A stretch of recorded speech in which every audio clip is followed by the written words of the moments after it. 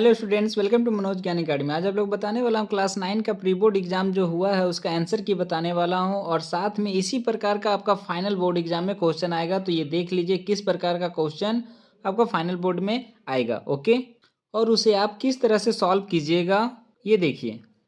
तो पहला क्वेश्चन, निम्नलिखित में से कौन विषमांगी मिश्रण का उदाहरण है? विषमांगी मिश्रण किसको कहते हैं? जिसका मिश्रण में कण दिखाई देता है। तो सोडा जल नहीं होगा, वायु नहीं होगा, सिरका नहीं होगा, तो इसका आंसर हो जाएगा लकड़ी। लकड़ी में आपका क्या हो जाएगा?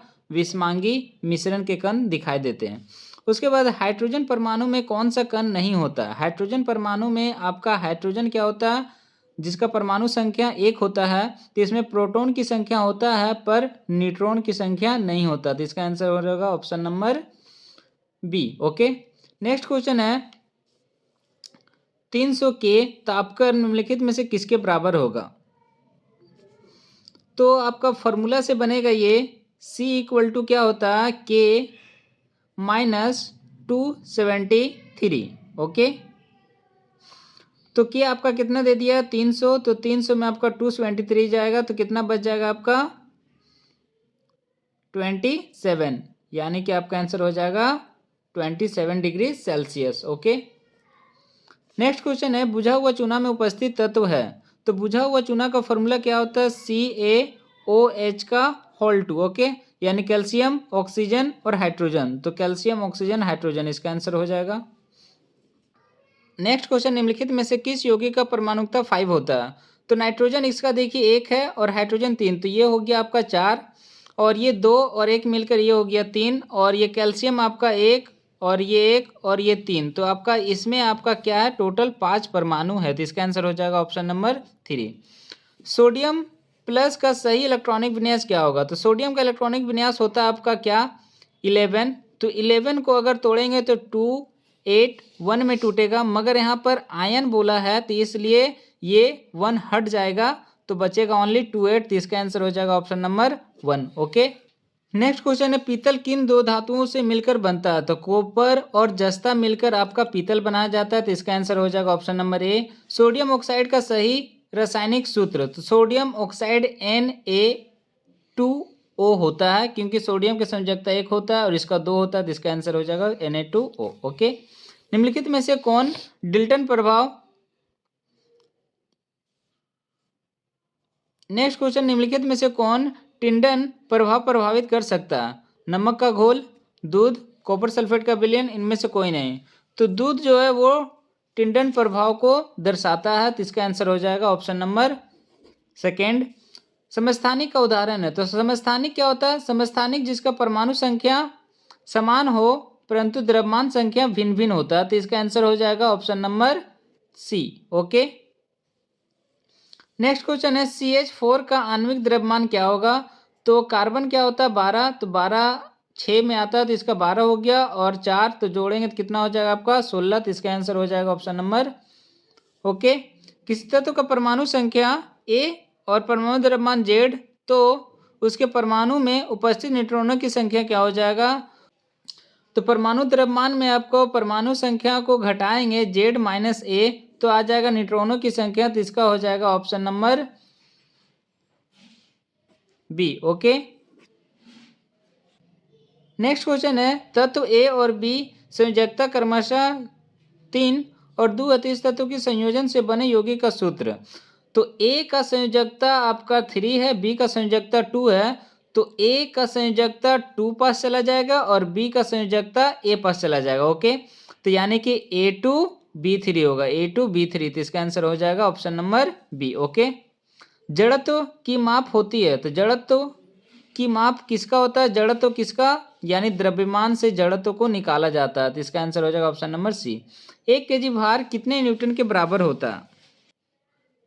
तो 1 kg भार आपका जो है 1 kg ओके इंटू 9.8, तो पॉइंट उड़ेगा तो कितना आ जाएगा आपका?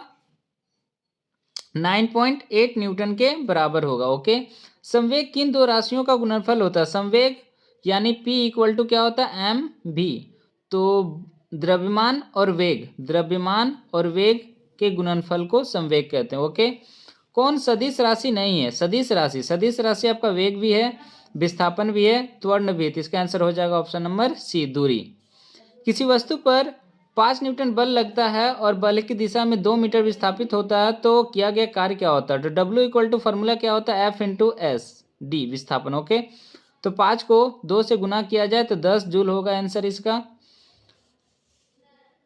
कमानी में संचित ऊर्जा उदाहरण है, कमानी में संचित, तो ये कमानी में कौन सा संचित ऊर्जा होता है? स्थितिज ऊर्जा। ओके, नेक्स्ट क्वेश्चन है, रॉकेट किस सिद्धांत पर कार्य करता है? तो रॉकेट संवेग संरक्षण के नियम पर कार्य करता है। इसका आंसर हो जाएगा ऑप्शन नंबर 3। जी का मान, तो जी का मान आपका कितना होता है? 6.67 इंटू 10⁻11। ओके, तो इसका आंसर हो जाएगा ऑप्शन नंबर ए, 6.67 इंटू 10⁻11। पृथ्वी पर किसी वस्तु का भार 60 न्यूटन है, तो चंद्रमा पर उस वस्तु का भार कितना होगा? तो इसको 6 से भागा दे देंगे तो आ जाएगा 10 न्यूटन। तो इसका आंसर हो जाएगा 10 न्यूटन। ओके, ध्वनि तरंगे होती है तो ध्वनि तरंगे क्या होती है? अनुदैर्घ्य तरंग होती है, अनुदैर्घ्य। ध्वनि तरंग क्या होता है? अनुदैर्घ्य। तो इसका आंसर हो जाएगा ऑप्शन नंबर सेकेंड। ओके, तरंग के आवर्तकाल टी और आवृत्ति एन में संबंध होगा, तो हम फॉर्मूला बताए थे आपका एन टी इक्वल टू क्या होता है? 1। तो आपका एन इक्वल टू टी क्या चल जाएगा? डिवाइड में, तो एन इक्वल टू हो जाएगा 1/t। ओके, तो इसका आंसर हो जाएगा एन इक्वल टू 1/t। कहाँ है? एन इक्वल टू 1/t यहाँ भी है, एन इक्वल टू 1/t यहाँ भी है।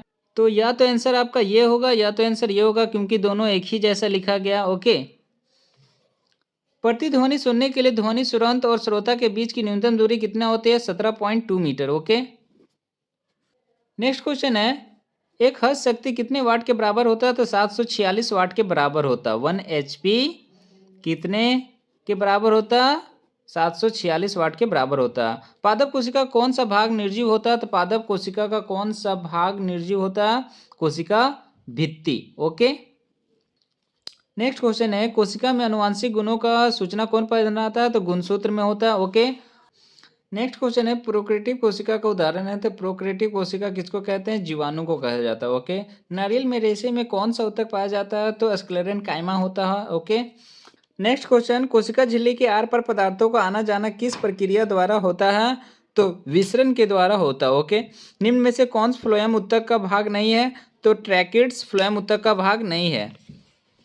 नेक्स्ट क्वेश्चन है, आरेखित पेशी होता है, तो आरेखित पेशी कैसा होता है? ऐच्छिक। ओके, नेक्स्ट क्वेश्चन है, दो अस्थियों को जोड़ने वाला ऊतक कहलाता है, लिगामेंट को कहते हैं, और मांसपेशियों को हड्डी से जोड़ने वाले को टेंडन कहते हैं। ओके, कोशिका के अंदर प्रोटीन का संश्लेषण कहाँ होता है? तो राइबोसोम में होता है। नेक्स्ट क्वेश्चन है, निम्नलिखित में से कौन एक सूक्ष्म तत्व का उदाहरण है? तो इसका आंसर हो जाएगा जस्ता, एक सूक्ष्म तत्व का उदाहरण है। नेक्स्ट क्वेश्चन है, अंडा देने वाली मुर्गियों को कहते हैं, तो अंडा देने वाली मुर्गियों को लेयर कहा जाता है। और एक ही भूमि पर बदल बदल कर फसल उगाने की क्रिया को क्या कहते हैं? मिश्रित कृषि। और लास्ट क्वेश्चन है, अर्धसूत्रीय विभाजन के फलस्वरूप संचित कोशिका की संख्या कितनी होती है? 4 होती है। इस प्रकार आप मेरे चैनल पर बने रहे बोर्ड एग्जाम के लिए लेटेस्ट अपडेट पाने के लिए और इम्पोर्टेंट क्वेश्चन देखने के लिए। Thank you so much.